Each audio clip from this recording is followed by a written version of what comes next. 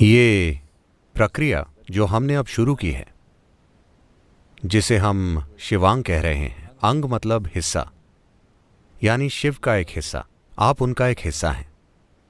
तो सृष्टिकर्ता का एक हिस्सा होना, ये रूपांतरण की यात्रा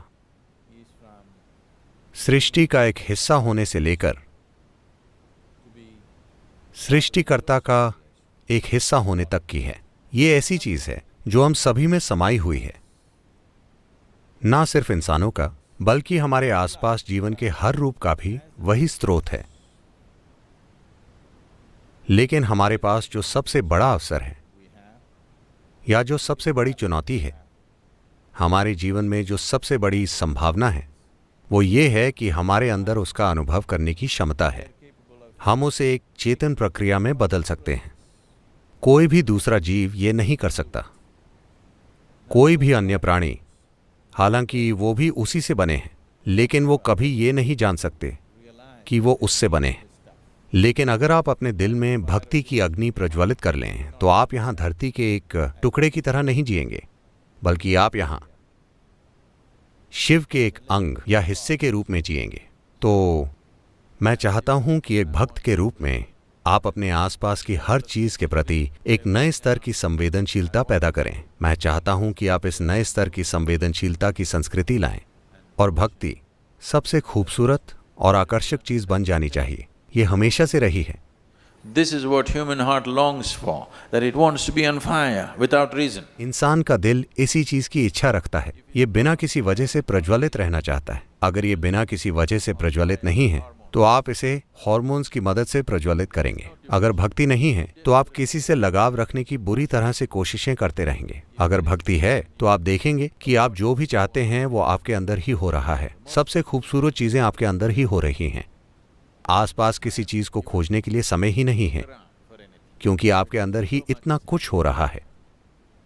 यह अच्छा होगा कि आप कुछ साल साधना करें और वैसी भक्ति पैदा करें जिसका मतलब है आपके अंदर पूरा संतुलन। जब आप एक भक्त होते हैं तो आप संपूर्ण संतुलन में होते हैं, क्योंकि भक्ति आप में वो आयाम पैदा करती है।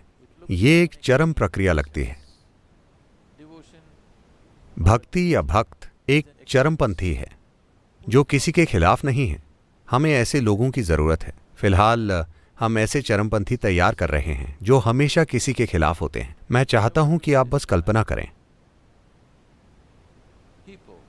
उग्रवादियों जैसे लोग जो इस धरती पर तबाही मचा रहे हैं, लेकिन उनमें एक आयाम है जो बहुत मूल्यवान है। वो ये है कि वो उस चीज के लिए मरने के लिए तैयार हैं जिसे वो कीमती मानते हैं। ये एक महान गुण है, लेकिन वो किसी के खिलाफ हैं। यही एकमात्र समस्या है। मान लीजिए उनका कोई दुश्मन नहीं होता, मान लीजिए आपका कोई दुश्मन ना हो और आप में दुश्मन बनाने की क्षमता भी ना हो, पर आप चरमपंथी हों, तो आप एक शानदार तीव्र इंसान होंगे, है ना? एक बहुत ही तीव्र और शानदार जीवन होंगे आप, अगर आप बस इतना करें कि अपने अंदर कोई दुश्मन ना बनाएं। अगर आप कोई दुश्मन नहीं बनाते और आप एक चरमपंथी हैं, तो ये जीने का जबरदस्त तरीका है, क्योंकि आप एक तीव्र जीवन जिएंगे, पूरी तरह से तीव्र। जब आप किसी चीज के खिलाफ नहीं होते और किसी चीज के साथ भी नहीं होते, बस एक चरमपंथी, तो आप जीवन के जबरदस्त अंश होंगे।